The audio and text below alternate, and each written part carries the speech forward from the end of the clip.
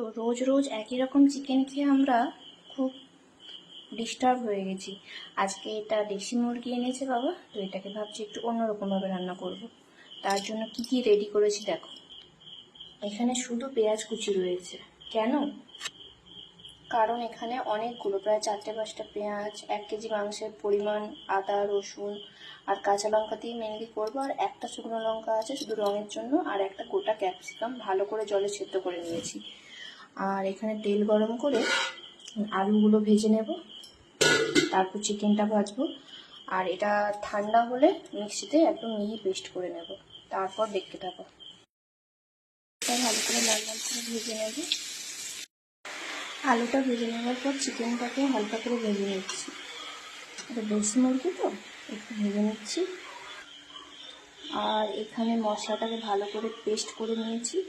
আলুটা ভেজে তুলে রেখেছি। এখানে গরম মশলা আছে, চলো এরপর দেখতে থাকো।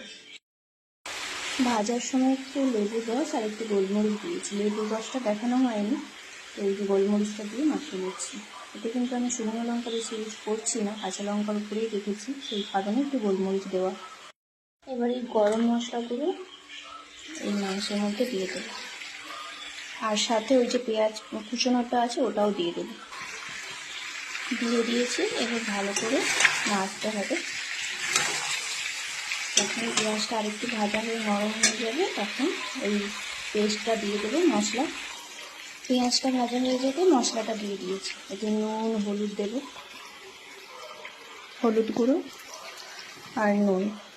এবার ভালো করে কষাতে হবে।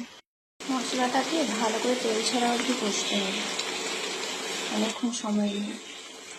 আর তার সাথে এদিকে একটু গরম জল বসিয়েছি, কারণ রান্নাতে গরম জল দেবো, ঠান্ডা জল ইউজ করবো না। তো এইভাবে কষতে কষতে মিডিলে একটা সময় যখন তেল ছেড়ে যাবে তখন একটু কসুরি মেথি আর পরিমাণ মতো নুনটা দেখে আবার ভালো করে কিছুক্ষণ কষতে হবে। কসুরি মেথি দিয়ে ভালো করে কষে গেলে ভাজা আলুটা দিয়ে ভালো করে নেড়ে নেবো। এরপরে জলটা দিয়ে দেবো, একদম গরম জল বুঝিতে। গরম জলটা দিয়ে দিতেই একদম টকবক করে ফোটা শুরু করে দিয়েছে, দারুণ লাগছে। তো চাপা দেওয়ার আগে কয়েকটা কাঁচা লঙ্কা ভেঙে দিয়ে দিয়েছি। এবার চাপা দিয়ে দেবো, ব্যাস। তারপরে কয়েকক্ষণ, প্রায় 20-25 মিনিটের মধ্যেই রেডি হয়ে যাবে। 7 ঘন্টার মতো ফুটেছে, আর দেখাচ্ছি। দেখো তেল পুরো আলাদা হয়ে গিয়েছে আর ঝোলটাও অনেকটা কমে গেছে। মাংস আলু প্রায় সেদ্ধ হয়ে গেছে আর রান্না আমার কমপ্লিট।